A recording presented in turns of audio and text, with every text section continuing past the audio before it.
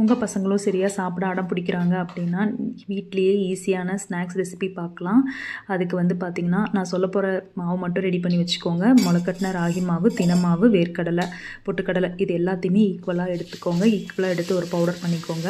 அது கூட வந்து தேங்காய் பால் இன்றைக்கி நான் ஆட் பண்ணியிருக்கேன். நான் ஸ்வீட் கண்டென்ட்டுக்காக வந்து நாட்டு சக்கரை இது எல்லாத்தையும் மிக்ஸ் பண்ணி அது வந்து ஒரு பேன் கேக்காகவும் நீங்கள் போடலாம். நான் இன்றைக்கி வந்து குட்டி குட்டியான குழிப்பணியாரமாக தான் நான் போடுறேன். இது வந்து கிட்ஸ் ஸ்நாக்ஸ் பாக்ஸ்க்கு வந்து நல்லா யூஸ் ஆகும். இது வந்து நீங்கள் கொடுத்து அனுப்பலாம். இது வந்து ஹெல்த்தியான ஸ்நாக்ஸ் ரெசிபியும் கூட. ஸோ நீங்கள் இதை கிட்ஸுக்கு வந்து நல்லாவே கொடுக்கலாம். கண்டிப்பாக வெயிட் கெயின் ஆகும்.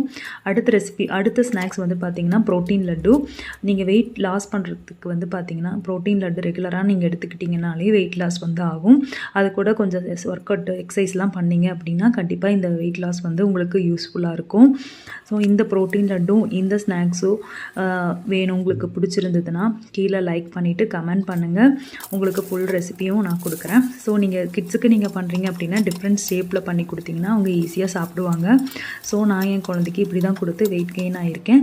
நான் இந்த ப்ரோட்டீன் லட்டு ரெகுலராக எடுத்து கொஞ்சம் நானும் வெயிட் லாஸ் பண்ணியிருக்கேன். அந்த ரெசிபி தான் உங்களுக்கு நான் ஷேர் பண்ணுறேன். பிடிச்சதுன்னா லைக்